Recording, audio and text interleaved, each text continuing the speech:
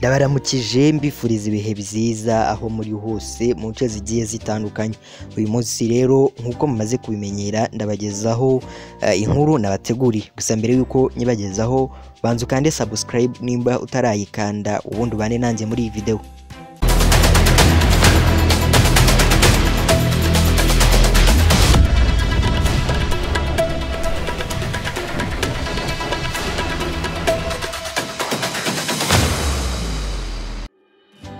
Ingabo za Afurika y'Epfo zoherejwe muri Repubulika Iharanira Demokarasi ya Kongo kurwanya imitwe yitwaje intwaro ziravugwaho imyitwarire mibi irimo ubusinzi n'ubusambanyi.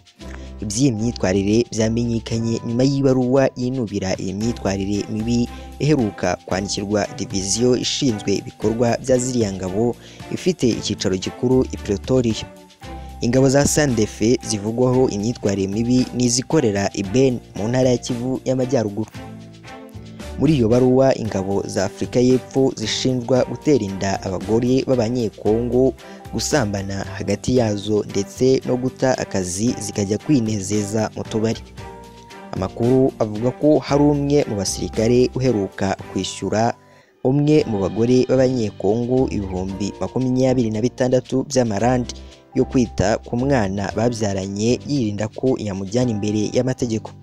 Andi makuru avuga ko hari abasirikarekakazi b'Abanyafurika y'Epfo baheruka kurwanira imbere y'ababakuriye bapfa umusirikare mugenzi wabo wo ku rwego rwa ofisiye.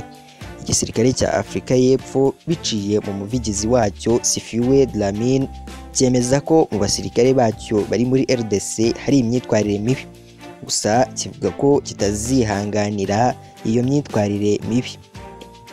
SANDF ifite ingabo muri RDC kuva mu mwaka ushize aho zoherejwe guhashya imitwe irimo wa M23. Mu mwaka ushize abasirikare 8 bayo birukanwe mu butumwa barimo muri Kivu y'Amajyaruguru bazira imyitwarire mibi irimo ubusambanyi n'ubusinzi.